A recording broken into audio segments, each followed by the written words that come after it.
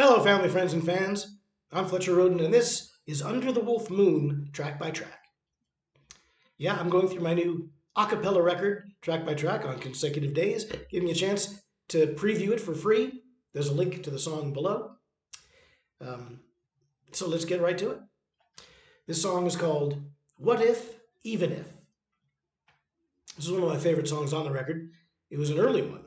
I think I wrote it pretty early on in the process of this album. It's it's got a nice feel to it. Uh, I'm not sure exactly what kind of feel it is. I think I was shooting for something like Calypso.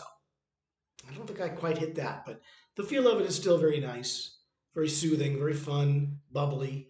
It's like a lot of this record. It's got a lot of things to please the ear, you know? At least I hope so. Hope I tried to minimize the things which displeased the ear. I tried. Anyway, so this song, What If, Even If, it's lyrically notable because it's a religious thing. Um, I'm a Christian man. I identify as a progressive Christian. A lot of you might not know what that means. A progressive Christian is sort of just like it sounds. I'm a progressive person with progressive inclinations, and I am a very progressive guy. But I'm also a Christian, and there's really nothing about Christianity that wouldn't appeal to a progressive. People think of conservatives as being Christians and as Christians being conservatives. But there's lots of progressive Christians, and I'm one of them. And I don't make a big deal out of it. And it's not a big part of my life. But anyway, when you're looking for something to write songs about, Now, also, I'm a bit of a worrier. I have a professionally undiagnosed case of chronic depression and anxiety. So that's fun.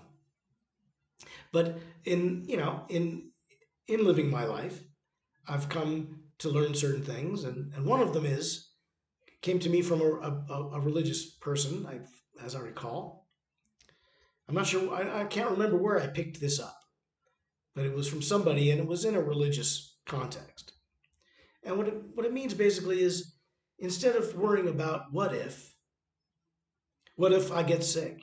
What if I lose my job? What if my house burns down? What if terrible things happen to me? That's what if. Another outlook is even if. Even if my house burns down. Even if I lose my job. Even if I get sick. And of course, the finishing thought is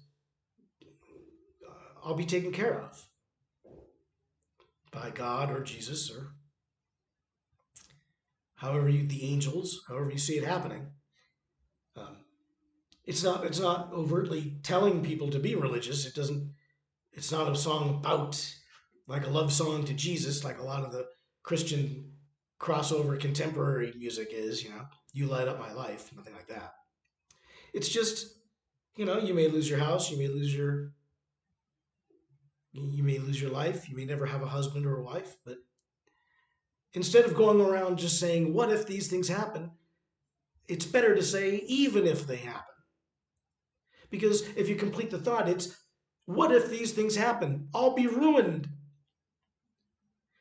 But on the other hand, it's, even if these things happen, I'll be okay.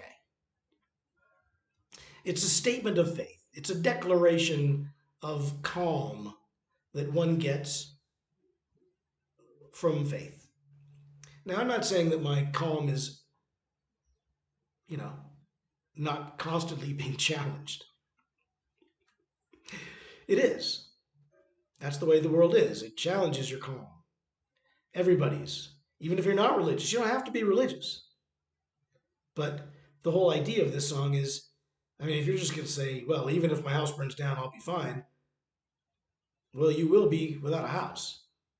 But if you've got insurance, I guess you'll be okay. It doesn't have to be a religious statement, and it's not strictly for religious people, but it is an expression of faith and an expression of the calm which that faith can bring. And it's really a reminder to myself, hey, relax, buddy. It's not what if, it's even if. Change your outlook. Don't always be looking at the gloom and doom.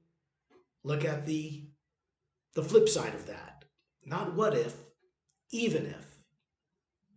So that's why the voice is saying, not what if, but even if, like that. And I was going to call the song Not What If, But Even If, but it's just too long. It's just too many words. I'm not paying for those words.